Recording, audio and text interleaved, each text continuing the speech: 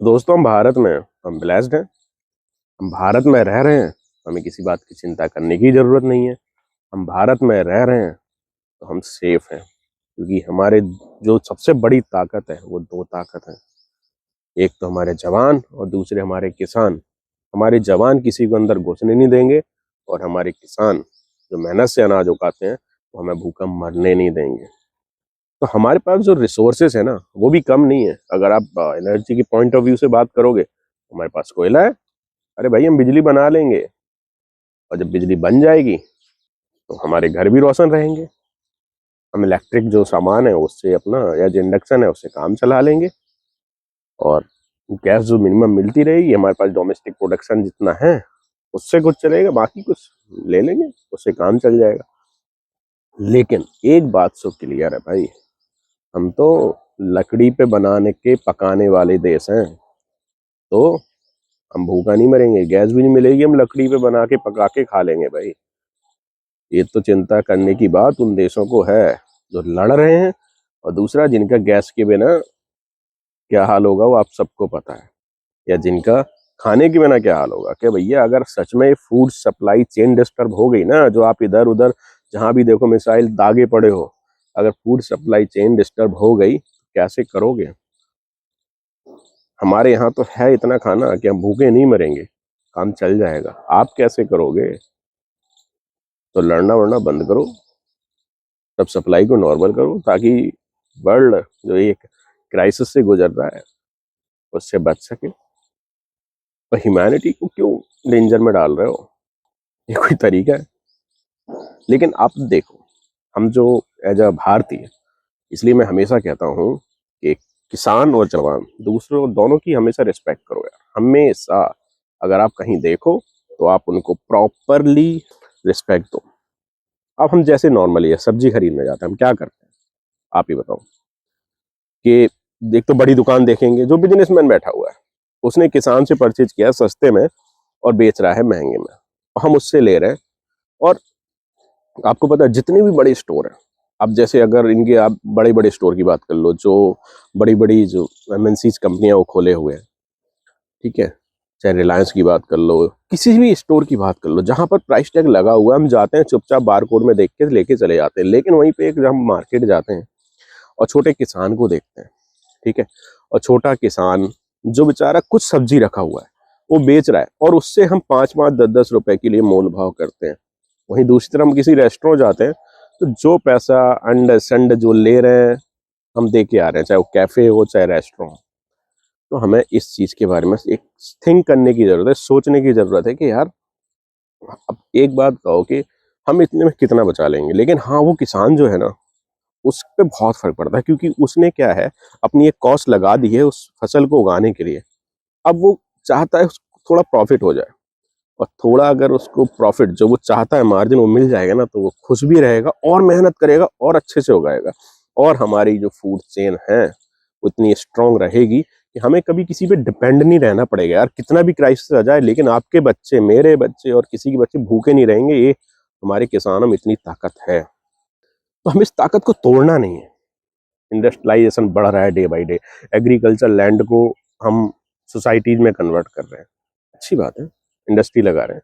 लेकिन हमें उस चीज का भी ध्यान रखना है कि वो कैपिंग रहे, कि हमारी फूड चेन सिक्योरिटी खतरे में ना आ जाए। हम उतना उगाएं, हमें उतना किसानों को सपोर्ट करने की जरूरत है कि वो उतना उगाते रहें, ताकि हमारी ये ताकत हमारी कभी कमजोरी ना बने।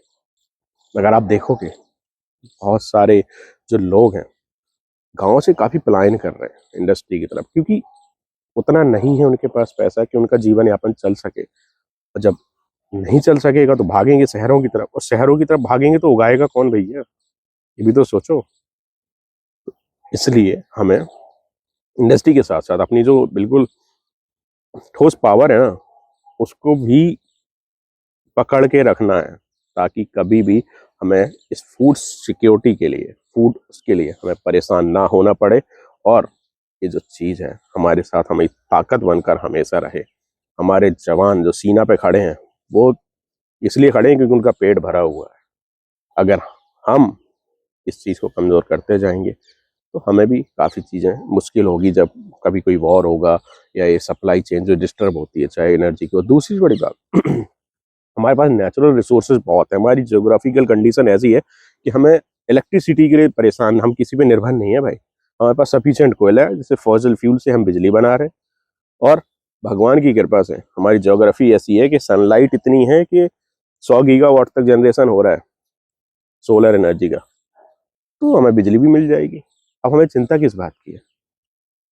ऑयल की, एलपीजी की। एलपीजी हमारा प्रोडक्शन डोमेस्टिक है और उसको बढ़ाएंगे। साथ ही साथ ऑयल हम अपने कुछ मित्र देशों से बीच बीच में निकाल लेंगे। हमारे पास अभी इतना स्टोरेज है कि हमारा काम चलता रहेगा। बस हाँ, हमें एक चीज़ करने की ज़रूरत है कि हमें जो अपना यूज है वो जुडिशियली करें, मिनिमाइज करेंगे तो हमारी सरकार को हेल्प मिलेगी और हम इस क्राइसिस से भी निकल जाएंगे और आने वाले बहुत सारे क्राइसिस से निकल जाएंगे। क्योंकि हमें अपनी आदतों को हमेशा वैसे ही रखना चाहिए कि कुछ भी एक्सेस नहीं करना है। आसपास जो अगर आप जा रहे हो तो आप पैदल जाओ, साइकिल का यूज़ कर सकते हो, उससे फिटनेस भी रहेगी और हमारी एनर्जी भी कम लगेगी। तो ये सब रिसोर्स का स्टेप है जो हम ले सकते हो, हमें लेने भी चाहिए। एज अ कंट्री हमें we have to be strong. आपने प्रधानमंत्री जी की वो भी देखी होगी स्पीच पार्लियामेंट की कि उन्होंने अर्ज किया है we have to be ready like corona times.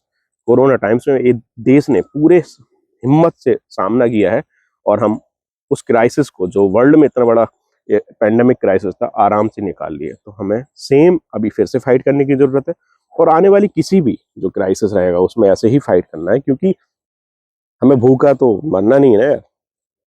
हमारे पास खाना है, बिजली है, पानी है, शुद्ध पानी है, हमें पानी के लिए भी किसी पे डिपेंडेंट नहीं होना। बहुत सारे देश है जिनको भैया पानी भी नहीं मिलेगा अगर सच में लाइक चीजें डिस्टर्ब हो जाए। जो समुद्र का पानी है उसी को प्योर करके वो पीते हैं। हमारे पास तो बहुत पानी है भाई, इसलिए ग्राउंड वाटर की रिस्पेक्ट करो, ग्राउंड वाटर को वेस्ट मत करो। ये ध्यान देना है हमें। अगर हम इस चीज का ध्यान देंगे तो हम बहुत लंबे समय तक इस क्राइसिस से लड़ सकते हैं। ये हमारी ताकत है। ये हम एज अ भारतीय हमें प्राउड होना चाहिए कि वी हैव द रिसोर्सेस जिससे हम एक लंबे समय तक एक क्राइसिस से फाइट कर सकते हैं। We have the defence forces जो हमारी रक्षा कर सकते हैं और वी हैव द किसान जो हमारा पेट भर सकते हैं। What do you guys think? Let's discuss in the comment section. Let's show our proud in the comment section. Support जो किसानों के लिए होनी चाहिए, जो जवानों के लिए होनी चाहिए और जो लोग एसेंशियल सर्विसेज में काम कर रहे हैं उनके लिए, मतलब सभी इंपॉर्टेंट है देश में। तो हमारी ताकत, हमारे जो देश के 140 करोड़ लोग, ये ताकत है भाई, ये कमजोरी नहीं है। हम इतने हैं कि हम मेहनत करके खा लेंगे। जिनके यहाँ लोग नहीं है, जिनके यहाँ फूड नहीं है, जिनके यहाँ पानी नहीं है, ये बेसिक हवा, पानी, फूड, इसके बारे में सोचो। हो जाएगा हमारा काम तो भैया, हम तो चला लेंगे। आप लोग देखो, सुबह का ऐसी वॉक करने के लिए आया था, थॉट आया, सोचा कि कैसे कैमरे के सामने ना बैठ के let's start from here only. आप बताओ, आप क्या सोचते हो? Seriously guys, let's discuss this thing and this is really important कि how we should fight this crisis and coming crisis. क्योंकि यार जो चल रहा है ना, ये आज ये लड़ रहा है, कल कोई और लड़ रहा है, ये चलता ही रहेगा। और we have to be stay united and we have to stay strong like our prime minister has urge this.